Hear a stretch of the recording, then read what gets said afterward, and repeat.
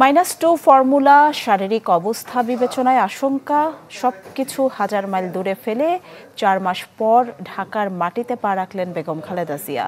তাকে এক নজর দেখতে শুভেচ্ছা জানাতে রাস্তার দুপাশে লাখো নেতাকর্মীর ঢল যেন বলে যায় এ এক রাজসিক প্রত্যাবর্তন। এভাবেও ফিরে আসা যায়। বিমানবন্দর থেকে গুলশানের বাসভবন ফিরোজায় যখন তিনি দুই পুত্রবধূর কাঁধে ভর করে প্রবেশ করলেন, তখন রাজনীতির মাঠে রেখে গেলেন নতুন সমীকরণ।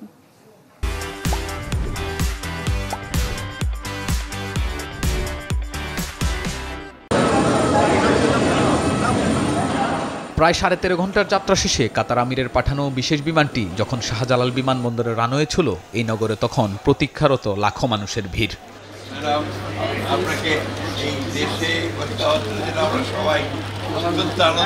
-2 ফর্মুলা থেকে শুরু করে আরও কত সংখ্যা, সব সেই হাওয়াতেই ভাসিয়ে মঙ্গলবার সকাল 10:42 ঢাকার মাটিতে পা রাখেন বিএনপি চেয়ারপারসন বেগম খালেদা জিয়া। সেখানে তাকে স্বাগত জানান বিএনপি মহাসচিব সহ দলটির সিনিয়র নেতারা। এর কিছুক্ষণ পরেই বিমানবন্দর থেকে খালেদা জিয়ার গাড়িবহর রওনা হয় গুলশানের উদ্দেশ্যে। নেতাকর্মীদের ভিড় ঠেলে প্রায় 10 কিলোমিটার পথ ঘুরে বেলা 1:01টায় ফিরোজায় পৌঁছান খালেদা জিয়া।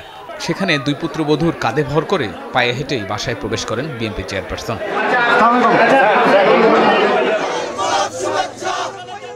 খালেদা জিয়ার ফিরে আসা দেশের গণতন্ত্রের পথকে আরো সুগম করবে বলে মন্তব্য করেছেন বিএনপি মহাসচিব।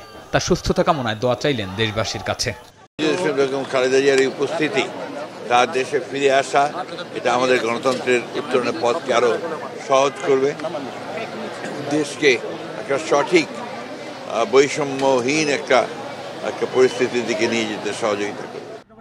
বাসায় ফেরার পর গণমাধ্যমের সাথে কথা বলেন খালেদা জিয়ার ব্যক্তিগত চিকিৎসক ডাক্তার জাহিদ হোসেন। লম্বা যাত্রার পরও বিএনপি নেত্রীর শারীরিক অবস্থা স্থিতিশীল রয়েছে বলে জানান তিনি। 14 ঘন্টার জার্নি এবং রাস্তার এই জার্নির কারণে উনার শারীরিকভাবে উনি একটু অবসন্ন, তারপরেও মানসিকভাবে উনি অত্যন্ত উনার অবস্থা স্থিতিশীল আছে এবং সেই জন্য আমরা আল্লাহর কাছে দোয়া চাই, আপনাদের মাধ্যমে দেশবাসীর কাছেও উনার সুস্থতা যাতে অব্যাহত থাকে। 4 মাস পর খালেদা জিয়ার ফিরে আসা দলে নতুন প্রাণের সঞ্চার করেছে বলে জানান বিএনপি নেতাকর্মীরা। কখনো চিকিৎসা, কখনো রাষ্ট্রীয় সফর, এর আগে অসংখ্যবার দেশের বাইরে গিয়েছিলেন বিএনপি চেয়ারপারসন বেগম খালেদা জিয়া। তবে তার এবারের ফেরাটা অনেকটাই ভিন্ন।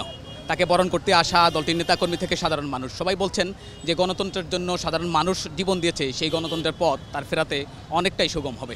পাশাপাশি প্রত্যাশা করছেন তিনি দলের হাল ধরবেন, কথা বলবেন দেশ ও দশের। শাহানিয়াজ বাবলু, চ্যানেল 24, ঢাকা।